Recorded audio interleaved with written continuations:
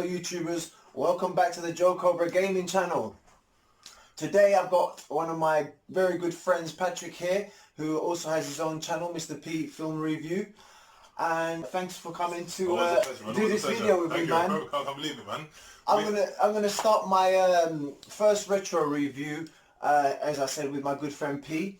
And we're going to start it off with one of our childhood favourite games, Streets of Rage.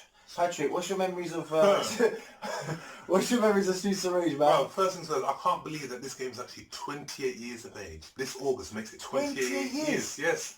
Can you remember those days in secondary school? 91? Yes, 1991, them days in secondary school, we was talking about that. Streets of Rage is an epic that still holds its own today. Streets of Rage tells a story of a wonderful city that has been overrun by crime, taken over by a mysterious crime syndicate run by the criminal mastermind. Mr. X. That's right, you got it. And we see three young police officers, Blaze, Axel, and Adam. Oh, Adam, man. Yes, I know who your favourite character is. You better believe it, yeah? Who refused to be corrupted, and they said, you know what, we're going to lead the police force and we're going to clean up the streets of ours. And through a series of levels, they take on thugs, and at the end, they take on a boss, and it all leads up to the brilliant level 8 where they have to meet the mysterious Mr. X. Childhood memories, just such nostalgia. How many times have we played this game, man?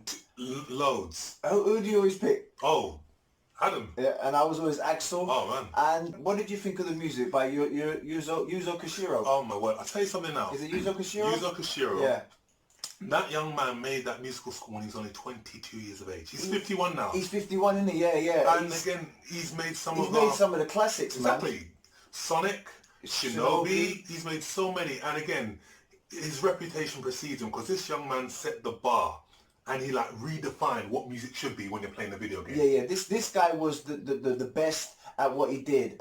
He was the guy that brought synth music to video games in the 16-bit era, and nobody done it better than Yuzo. So the music here is legendary. It doesn't matter how old this game is, you can still play it today, and that is something that holds up 100%. Absolutely. My favourite musical score from this video game is level 8. I love the music for that scene. It's just epic. The lift level. Oh yeah, like where you like in the bosses. Oh, when you actually get to his penthouse. That's okay, right. Yeah. The music in there is just epic. Level wise, from level 1 to level 8, I can't think of a bad level. I mean, none of the levels actually drag. They're both just as enjoyable, and they're all just definitely. They just flow beautifully. If you have to pick one though, the last level, of course. Oh, absolutely. Where you have to get to Mr. X, and then you get a choice. You want to tell them about the choice? I know you love that part. Again, he gives you two options: whether you can A, join his faction, or B, go against him and end up dying. But more importantly than that, it just gives you the option to like hastily beat the bosses and beat up Mr. Yeah, you get two alternate endings, yeah, which was a new thing for its day as well. Exactly. You know, that's one of the things I love in gaming, to be able to have choices in games. And here is a game that had that. And for me, it's my earliest memory of the game having that. Exactly. And also, what I love most about this game, that if you look at it then, and you were to play it now, you think this can be quite violent, especially like when you're going through the levels, the weapons that you got the ability to pick up. The knives and stuff. But oh my word. And the sound effects, man. Exactly. And then again, like Crime Rapids Britain, you know, like, damn, should we really be playing these games? But you know what? It still works beautifully. And also, the super where we can like call for assistance. Yeah. That was another first for games of that kind, where you'd have a super and you could call in the police and they'd come in with a bazooka. The guy would come out at the top of the car. Oh, yeah, with a cannon. You shoot the cannon out and take out all the enemies on the screen.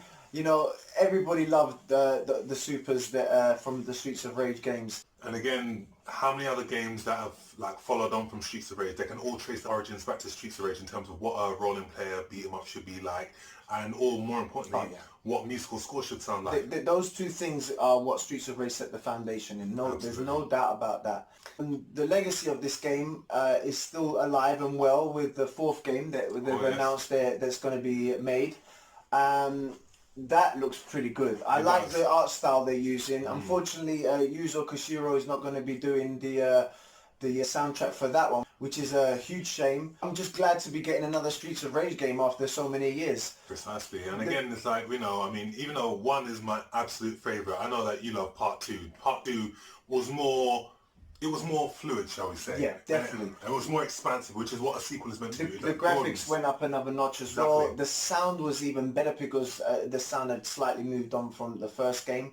The same protagonist, except this time we had two new players. We had Max and Skate. Yep. Skate was Adam's brother, younger brother, and Max was a friend of Axel's in the police force. So yeah, they made a formidable team, and they just stepped it up in the second game. And for me, that's one of my favorites as well. And again, that's what when the same thing with film, with game, like when you're gonna do a part 2, you've got to step it up. You've got to move up. You've got to raise the bar. You've got to have a better story, more characters. You've got to expand the universe. And you know what? They did that with Streets of Rage 2. That's a great point you make there, because it was, and the games were starting to copy films with the trilogy of games, and we, unfortunately, with this trilogy, we're not going to mention number 3, right? Oh, no.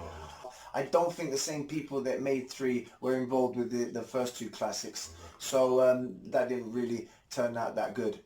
But the thing is, you know, we've got part 4, so hopefully that will erase the bitter taste. I cannot wait for that. They're not really giving us a release date yet. No, I think, you know, they're just still keeping it on tenterhooks. They're still whetting our appetites with that game footage. But you know what? Yeah, they're going to clean out first, and it's going to be great. Yeah. So hopefully, end of the year, we should get a Streets of Rage 4. But you know, touch wood. Let's see how it goes. But more importantly than that, we talked about legacy in terms of like role and play, beat 'em up, etc. Yeah.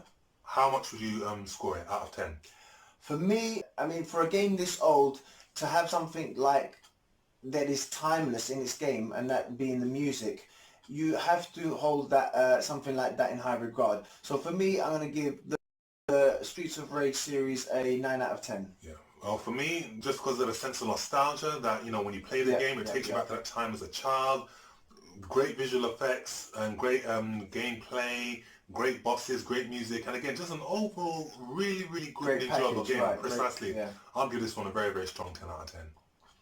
So guys, I hope you liked the review. This is my friend Mr. P. Thank you for coming, Mr. P. Anytime. I appreciate it. We must do some more of these in the future. We will, definitely. And of course, guys, please check out Mr. P's film review. It's a great channel where he reviews films. So if you're a fan of movies, please go and check out my man's channel and give him some support. So guys, thank you for watching, and I'll see you guys next time on the Joe Cobra Show. Take care of each other. Bye-bye.